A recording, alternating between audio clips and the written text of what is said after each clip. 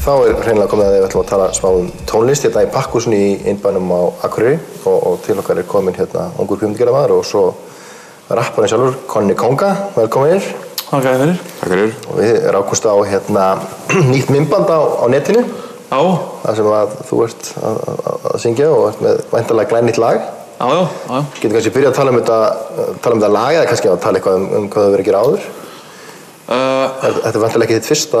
Nei, þetta er ekki mitt fyrsta lag að tónlist og myndband en svona fyrsta myndbandi sem að ég geri sem við leggjum svona aðeins meiri vinnu í sko. Já. Þetta er ekki bara, pælingin er ekki bara að rappa fyrir framan kameru, heldur fleiri staðir og aðeins meiri pælingar í gangi sko. Já, og textin sjálfur í laginu er náttúrulega líka þannig, þetta er svolítið ádeila. Já, hann fjallar svona helst svona sigra sína eigin djöfla og komast yfir hindranir og svona hálfgerð myndlíking bara fyrir bara ýmsa erfiðleika sem geta komið upp bara hverjum og einum. Týna sér ekki ruglinu? Já. Þannig að maður bara svona reynir að koma því á skemmtilegt form sko, svo fólk taki mark á því. Hvernig kemur þú inn í þetta ferli í myndbandið?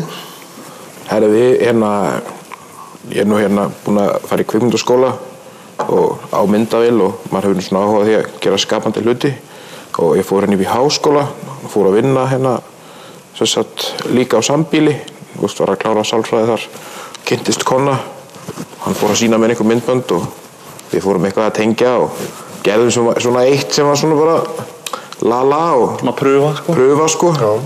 Og svo ákváðum við að gera þetta og ætlum svo að gera ennþá betra myndband í sumar.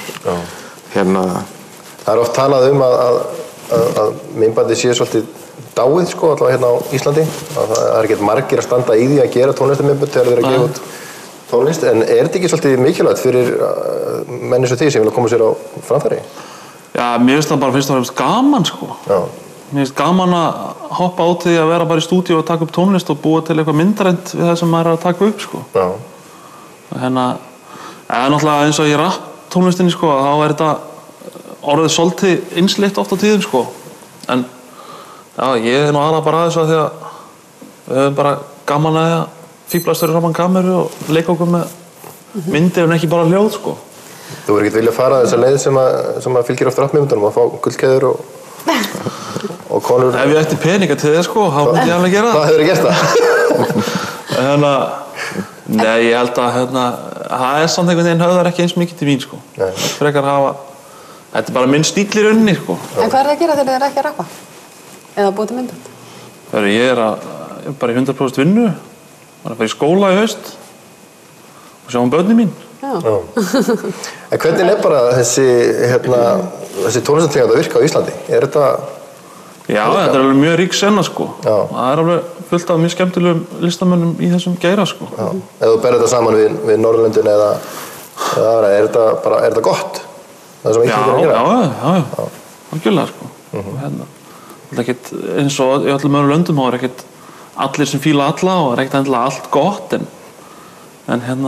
en það er mjög stór hluti af því sem er í gangi í dag, finnst mér alltaf bara flott sko. Þurfum við ekki að sjá þetta myndband? Jú, ættum við ekki bara ljúka þessu á að sjá myndbandið og leyfa orðunum og myndunum að tala sínu máli? Já, endilega bara. Bara takk fyrir komuna og hérna fáum við Konna Konga.